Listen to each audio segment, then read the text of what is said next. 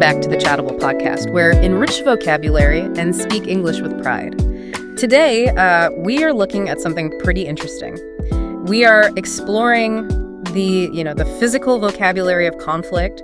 We've got two highly visual English phrases that really help you describe intense competition or, well, on the other end, the careful setting of boundaries. Yeah, and mastering these idioms is, it's going to help you sound much more natural and precise. Yeah. Whether you are, say, breaking down a sports match, navigating a tense business deal, or just dealing with a roommate who, refuses to clean up, having the exact right phrase makes all the difference. It really does. So since we established that this episode is about the physics of conflict, let's start with a phrase used when a conflict is completely out in the open. It's direct, the two sides are perfectly matched, and they are essentially like colliding. Right. The phrase we use for this in English is going toe to toe. Now, obviously this conjures up a very specific physical image, right? It definitely does. Yeah. And to really grasp the weight of this phrase, you have to look at the history of boxing. But we aren't just talking about modern boxing with, the big padded gloves and a bouncing referee. You mean like the old school stuff? Exactly. We have to go back to the origins of bare-knuckle boxing in the 18th and 19th centuries. Back then, they didn't always have a raised ring with those bouncy ropes that you could just lean against. Right, before the modern rules were fully established. Yeah. Often the referee would literally draw a line in the dirt right in the center of the fighting area. They call this the scratch. When the fighters came to the center to fight, they had to stand so incredibly close to each other that the tips of their shoes, their toes, were practically touching that line. Wow, that's intense. I mean, it's fascinating because our evolutionary instinct in a dangerous situation is usually, fight or flight. We naturally want to maintain a safe distance. Absolutely. But going toe-to-toe means completely eliminating the flight option. You are voluntarily removing your ability to run away. That is the perfect way to look at it. Neither person is retreating, neither is backing up to play defense or even catch their breath. They are standing directly in the danger zone, absorbing the impact, really just to prove who is fundamentally stronger. Yeah, that paints quite a picture. So when we use this phrase today, it means two people are competing or fighting directly, with absolutely no one backing down. It requires immense courage and equal strength. That makes sense. Let's pull this out of the boxing ring, though, and look at how it functions in modern everyday life. Sure. If we take that core concept, 2 equals refusing to back down, it feels perfectly suited for the business world. Imagine, say, 2 rival tech companies. They have been secretly developing their brand new flagship smartphones for years. Oh, yeah, that's a great example. And they decide to release them on the exact same day, fighting directly for the exact same demographic of customers. I mean, is that a good way to use it? That is a textbook example of going toe-to-toe. And what makes your tech analogy work so well is the symmetry. By using this phrase, you are communicating to the listener that both sides possess equal resources. Both are working incredibly hard, and the outcome is entirely uncertain. It has to be a fair fight between equals to truly be toe-to-toe. We see that symmetry in modern sports, too, well beyond combat sports. I mean, the phrase gets used a lot to describe the dynamic between elite athletes. We do see it constantly. There was a great example recently in the professional tennis world, actually. Oh, really? Who was it? Yeah, we have a quote from Alexander Zverev, who is currently the world number 3 player. He was giving an interview after his defeat at the Madrid Masters 1000 tournament, where he had just played Yannik Sinner. Okay. Now, Zverev noted that there's a massive gap right now between Sinner and the rest of the tour. And because Carlos Alcaraz was out with an injury, Zverev bluntly stated that nobody else could currently go toe-to-toe with Sinner in the weeks ahead. Which is such a vivid way to describe tennis. I mean, tennis is a game of geometry and court positioning, right? If you are outmatched, your instinct is to back up, stand far behind the baseline, and just try to survive the opponent's power. But Zverev is saying no one has the skill level right now to stand right up on the baseline and trade power for power with Sinner. Yes, to go hit for hit, matching his aggression without having to retreat. It highlights the power dynamic beautifully. But, this phrase isn't reserved exclusively for billionaires in Silicon Valley or elite athletes. No, you can use it for everyday intellectual conflicts as well. Think of a high school or university debate. You might say, during the final round, Liam and Sarah went toe-to-toe for 20 minutes. So in that context, they aren't throwing physical punches, obviously, but they are trading intellectual ones. Like, Sir makes a brilliant point, and instead of backing down, Liam instantly counters with an equally brilliant statistic. Exactly. And because they're going toe-to-toe, the audience is kept on the edge of their seats, just guessing who will actually win. That's it, exactly. Shows a very high, sustained level of intensity. But this brings up an incredibly important point for anyone trying to master English nuances. Yeah. Because this phrase carries so much historical intensity, we really need to talk about when not to use it. That's a great point, because applying a bare-knuckle boxing metaphor to a relaxed situation is going to sound, well, ridiculous. It is going to sound entirely out of place.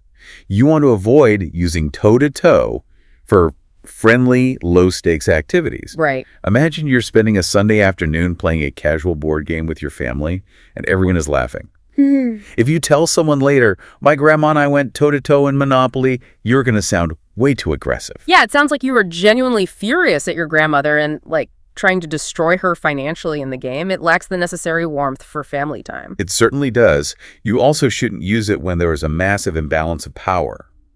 Remember the visual of the boxing ring. If one boxer is a heavyweight champion and the other is someone who just walked into a gym for the first time, they aren't going toe-to-toe. No, the champion is just dominating at that point. Right. The phrase requires that fair, equal, and intense friction. Okay, so we've established what it looks like when two equals step into the center of the ring to fight openly for control. But what happens when the fight isn't a massive public spectacle? What happens when the attack is a slow, quiet erosion of your boundaries? I mean, what vocabulary do we use then? Well, that brings us to a completely different type of conflict, and our second phrase for this episode, give an inch. It's fascinating that give an inch focuses on such a microscopic unit of measurement. I mean, an inch is only about 2.5 centimeters. Yeah, it's tiny. It implies that the danger here isn't a massive, obvious defeat, but rather a tiny, almost invisible concession. That is the exact core psychology behind the phrase. To give an inch means to be just slightly flexible with your rules or to make a very minor compromise. But in English, this phrase is almost always deployed as a stark warning. It originates from an old proverb about the dangers of human greed. The full proverb is, give them an inch and they'll take a mile. A mile being a massive distance, like over 1.5 kilometers. So the visual is stretching from something you can measure on your thumb to a distance that takes 20 minutes to walk. Yes. The concept here is that if you give an opportunistic or greedy person a tiny microscopic bit of space, an inch, they won't accept that compromise and be grateful. They won't respect the new boundary at all. So they see it as a weakness. Exactly. Instead, they will view your small concession as a sign of weakness, and they will instantly try to exploit it to take a huge amount of space a mile. It is essentially a warning about precedent. Wait, that feels a bit cynical, doesn't it? I mean, we are usually taught from a very young age that compromise is the key to good relationships. Being flexible and nice is supposed to be a virtue. It is. But this proverb essentially assumes everyone is out to exploit you. So being nice can actually backfire. It does sound cynical at first glance, but when you use the phrase give an inch, you aren't talking about a healthy mutual relationship. Oh, okay. That changes things. Yeah, you are usually talking about a specific situation where you suspect the other party operates in bad faith. You are worried that being nice, even one single time, will initiate a slippery slope where you are entirely taken advantage of. Ah, so it's a defensive posture. It's about recognizing someone's character and protecting yourself. Exactly. Let's look at a very relatable example from our sources, the difficult roommate. We have a guy named Marcus. Now, Marcus has established a rule that everyone washes their own dirty dishes. A very normal rule. Right. But one evening, his roommate leaves a single dirty plate in the sink and asks Marcus to wash it, just this once, as a favor. Now, Marcus knows that if he gives his roommate an inch by washing that one plate... the roommate won't just say thank you and go back to normal tomorrow. The roommate will immediately expect Marcus to do it every single day. Right. By washing the dish once, Marcus is giving an inch. The roommate suddenly treating him like a permanent live-in made well, that is taking a mile. Wow. The phrase is fundamentally about the psychology of setting a precedent. If you move the boundary line just a little bit, the other person learns that the boundary can be moved. That makes perfect sense. It's the behavioral equivalent of a small crack in a dam. Once the water finds that tiny crack, it eventually bursts the entire structure. I can see how this mindset is absolutely crucial in the corporate world. Oh, it's a foundational concept in business negotiations. Yeah. Imagine you are leading a sales team into a negotiation with a notoriously difficult corporate client. Okay. You might pull your team aside beforehand and warn them, listen, if we give this client an inch on the base price, they will immediately start demanding free shipping, a 5-year extended warranty, and 24-hour dedicated tech support. Because they'll smell the blood in the water. They will realize your rules aren't actually firm. Exactly. So the vibe of this phrase is deeply cautious. You're putting up a shield and refusing to budge.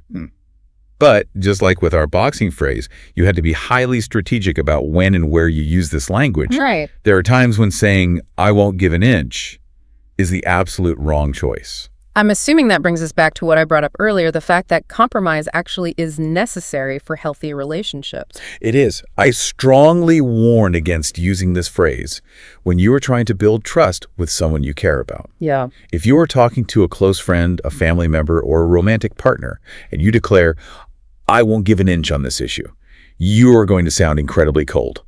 You will come across as stubborn, adversarial, and completely unwilling to listen to their needs. Because you are treating your partner like a hostile business negotiator instead of an equal.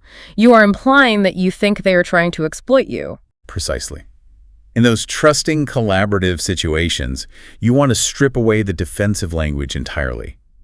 Instead of saying, I won't give an inch, you should use collaborative phrasing like, I'm happy to find a compromise, or let's meet in the middle. That makes a lot of sense. You want to save not giving an inch for tense corporate negotiations, setting strict behavioral boundaries with children, or protecting yourself from people who have a history of taking advantage of your kindness.